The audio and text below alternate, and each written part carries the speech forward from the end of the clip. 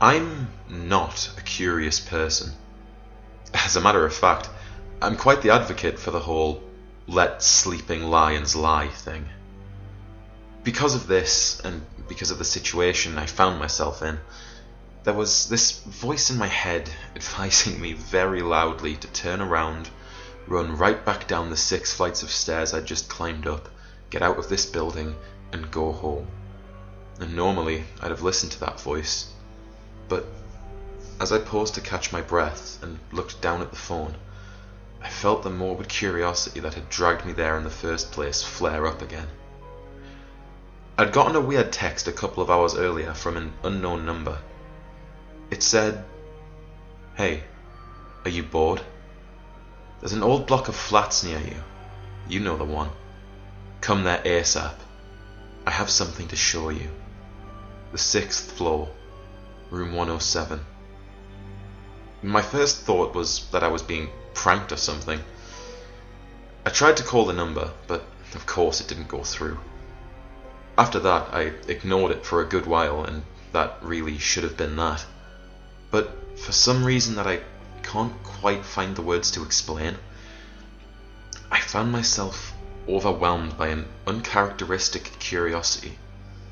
And soon enough, there I was, sweating bullets in the middle of some ghost town block of flats.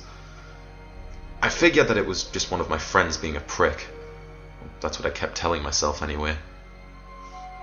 I walked forward, using my phone's torch to see ahead of me. The entire building was pitch black. It must have been a fair few years since anybody had lived there. The air was stale and thick with dust, and the silence was almost suffocating. The only sounds I could hear were the floorboards creaking beneath my feet and the sound of my heart pounding against my chest. I followed the numbers on the doors as I crept down the hallway with slow and hesitant steps. The laboured moans of the wooden flooring made it sound as if it was ready to give way at any moment. Slowly, the numbers of the rooms ticked up. 104, 105, 106. And finally, I froze in place, my eyes locked on the door to room 107. It didn't look any different from any of the others. The paint had peeled away from the wood, and the hinges and the door handle were choked in rust. I just stared for a long while, reluctant to go any further. Eventually, though, that look over your shoulder unease spurred me on. When I finally stood opposite the door, my lips dry and my hands shaking, my muscles turned to lead. I shouldn't be here, I thought to myself. I should leave, I told myself, but I didn't listen. I reached out and took the doorknob in my hand. The few seconds that it took to turn it seemed like an eternity. Finally, with a harsh click, the door opened. The smell hit me like a truck. The smell of rotten meat and the irony reek of blood. As I stared beyond the door frame, time seemed to slow to a halt. Every muscle in my body seized up. I tried to scream, but all that came out was a gasp. My eyes watered and bile rose in my mouth. I puked. Just a few feet away from me was a crumpled mass that may have once been a person, laying in a pool of their own blood.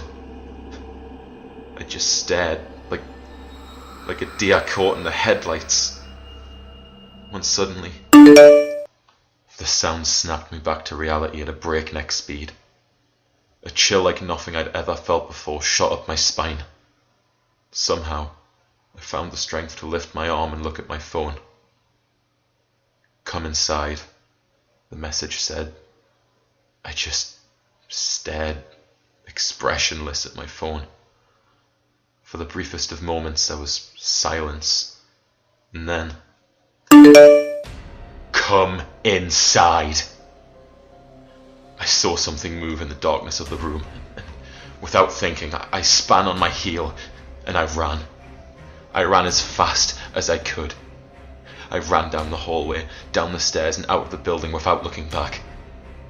I could hear footsteps behind me. Whoever it was following me.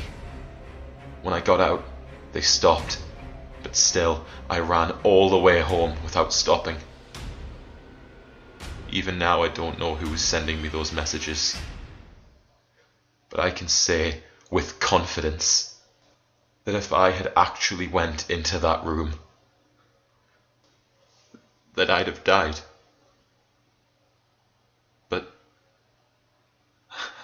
I'm home, and I'm safe, and that's more than some people can say.